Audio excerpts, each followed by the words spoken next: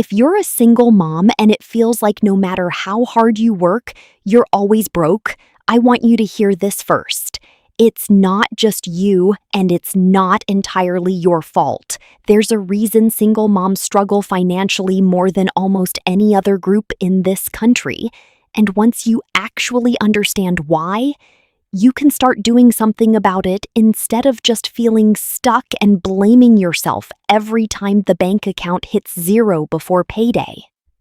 So today, I'm breaking down the real numbers behind why so many single moms are broke, what's actually driving that gap, and 5 habits that genuinely move the needle, not vague advice like just budget better or stop buying coffee, but real practical shifts that work when you're doing this alone, on one income, with zero backup. Let's start with the numbers because this isn't just a feeling, it's backed by actual data. According to the U.S. Census Bureau, in 2023, families headed by a single mom with no spouse present had a poverty rate of about 23%. Now compare that to married couple families, where the poverty rate was under 5% that same year. The national average across all households, everyone combined, was around 11%. So think about that for a second. Single moms are experiencing poverty at roughly 5 times the rate of married couples and about double the national average. This isn't a small gap. This is one of the widest and most consistent poverty gaps by household type that shows up year after year in the data. And it's worth sitting with that for a moment, because when a gap is this consistent year after year, it stops being a coincidence and starts being a pattern built into how the system works. If you've ever felt like you were doing everything right, working hard, being careful, and still coming up short every single month, that feeling isn't irrational. It's actually a pretty accurate read on the situation. So let's talk about why the gap is this big, because understanding the why is what makes it possible to actually respond to it instead of just absorbing the blame for it. It's not one single reason, it's several pressures stacking on top of each other at the same time. First, and most obviously, it's one income covering what a lot of household budgets are actually built around assuming 2 incomes. Rent, groceries, utilities, all of that gets priced into the economy assuming a 2-earner household in a lot of cases.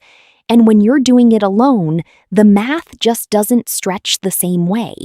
A 2-income household can absorb a bad month because there's a second paycheck to lean on. When you're the only income, there's no second paycheck to fall back on, which means every single financial shock lands with full force. Second, childcare costs eat an enormous chunk of take-home pay. In a lot of cities, full-time childcare for one child can rival or even exceed rent payments. And if you have more than one child in care, it can become the single largest line item in the entire budget, bigger than housing. And this isn't a cost you can simply choose to skip, because without childcare, you can't work the hours you need to work, which means the expense is effectively mandatory, even when it barely leaves anything left over. Third, there's a flexibility problem that doesn't get talked about enough. When you're the only parent, you can't easily pick up an extra shift, take a job with unpredictable hours, or travel for a promotion, because you're also the one handling school pickups, sick days, doctor's appointments, and every emergency that comes up. That limits income growth in a way that compounds over years, because raises and promotions often go to people who can say yes to the unpredictable ask, the last-minute travel, the extra project, and saying yes simply isn't always possible when there's no one else to hand things off to. And fourth, child support is often inconsistent, delayed, or in a lot of cases, it just doesn't come at all, even when it's legally owed. When a chunk of expected income simply doesn't show up some months, it makes consistent budgeting almost impossible. Because you're not just working with a tight income, you're working with an unpredictable one. And unpredictability is often harder to plan around than simply having less. I want to be really clear about something before we move on. None of what I just described is a personal failure. These are structural pressures, and they hit single moms specifically because the system, in terms of wages, childcare costs, and support enforcement, wasn't really built with single income parenting in mind. But here's the important part: none of that means it's hopeless. It just means the habits that work for a two-income household aren't going to work the same way for a one-income household. And trying to force generic financial advice onto your specific situation is part of why so much of it feels like it doesn't apply to you. So let's get into 5 habits that actually make a difference when you're doing this on your own. The first habit is building your budget around percentages of whatever you actually bring in that month, instead of a fixed dollar plan. Here's the problem with a rigid fixed budget when your income isn't perfectly steady. If your hours get cut one week, or a child support payment is late, or you pick up extra hours another month, a fixed budget falls apart almost immediately. And when a budget falls apart, most people don't adjust it. They just abandon it completely and go back to guessing. So instead, assign percentages to categories. Something like 50% toward needs, housing, food, utilities, 30% toward bills that have a little flexibility, and even just 5 to 10% toward savings, with the rest as a buffer. The exact numbers matter less than the structure. Because it's based on percentages, whatever comes in that month, the plan still works. It just scales automatically instead of breaking every time your income shifts even slightly. This one shift alone tends to be the difference between a budget you actually keep using for years and a budget you abandon after the first rough month. The second habit is starting an emergency fund that is almost embarrassingly small and automating it completely so you never have to think about it or rely on willpower. I'm talking $5 or $10 a week, set up to move automatically the day you get paid, before you even see it in your checking account. This isn't about the dollar amount at first, it's about breaking the habit of having absolutely zero cushion between you and a crisis. The moment you have any buffer at all, even $50 or $100 sitting there, you're noticeably less likely to reach for a payday loan, a credit card cash advance, or an overdraft fee when the car needs a repair or a kid gets sick. And once that habit is automatic and normal, you can slowly increase the amount over time without it ever feeling like a big, painful decision you have to make over and over again. The goal in the beginning isn't a big number, it's simply proving to yourself that some money can survive untouched. Because once you know that's possible, it gets easier to build on. The third habit is learning to recognize and avoid the debt traps that are specifically marketed toward people in exactly your situation. Payday loans, rent-to-own furniture and electronics, car title loans, and buy now, pay later apps all fall into this category. And they're often advertised as quick relief exactly when you're most vulnerable, right before a bill is due or right after an unexpected expense.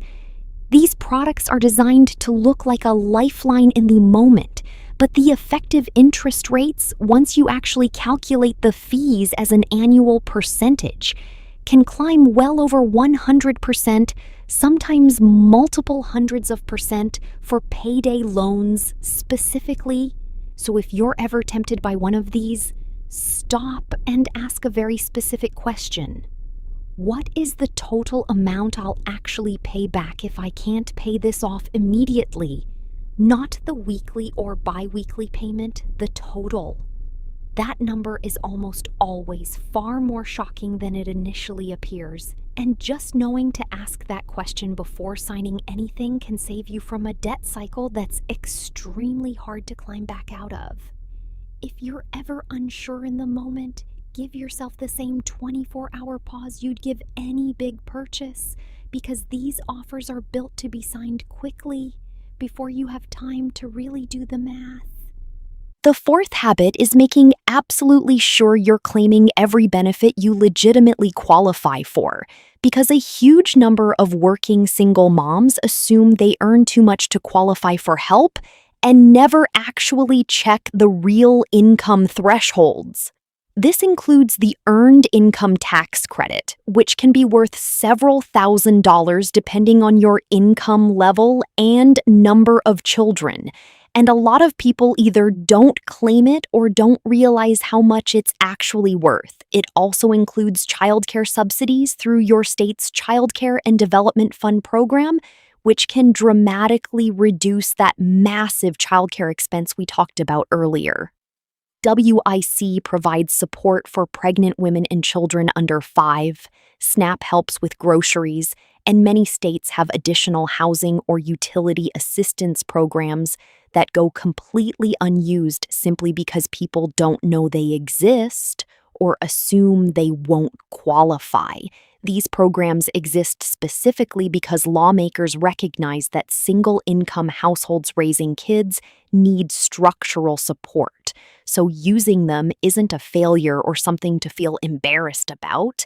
It's using the system exactly as it was designed to be used. Even a single afternoon spent checking your eligibility for 2 or 3 of these programs can end up being worth more than months of cutting small expenses here and there. The fifth habit is setting up small sinking funds for the expenses that aren't really surprises, they just don't happen every single month, which is exactly why they wreck so many budgets. Think about things like school supplies at the start of the year, car repairs, holiday gifts, birthdays, or annual fees for things like car registration. These expenses are actually completely predictable if you zoom out and look at the whole year, but if your budget only plans month to month, they show up feeling like emergencies every single time. Instead, set up a separate small automatic transfer, even just $10 per paycheck, into a fund earmarked specifically for that category. When August rolls around and the school supply list shows up, or when your car needs new tires, the money is already sitting there waiting, instead of forcing you to pull from somewhere else or reach for a credit card in a panic. Over the course of a full year, this one habit alone can prevent several of what used to feel like financial emergencies from ever becoming emergencies at all. So that's the real story behind why so many single moms are broke. And it's not laziness, it's not bad decision making, it's a stack of structural pressures, one income covering 2 income expenses, crushing childcare costs, limited flexibility, and inconsistent support, all hitting at once. But the 5 habits we covered today, budgeting by percentage instead of fixed numbers, automating a tiny emergency fund before anything else, learning to spot and avoid predatory debt products, claiming every single benefit you actually qualify for, and building small sinking funds for predictable but irregular expenses. These are the kinds of habits that are actually built for your situation, not borrowed from advice meant for a completely different household structure. None of these 5 habits require a bigger paycheck to start. They require about 20 minutes total to set up, and then they mostly run quietly in the background from that point on. That's the whole point. You're already carrying enough mental load managing everything else. These are the habits that stop asking you to think about money every day and start doing some of that work for you instead. If you're a single mom watching this right now, I want you to drop a comment letting me know which one of these 5 you're going to start with this week, because I read every single one and I'd love to hear where you're starting from. And if this video helped you even a little, go ahead and subscribe, because next week I'm going deeper into exactly how to build that first $100 emergency fund step by step, even if you're starting completely from zero.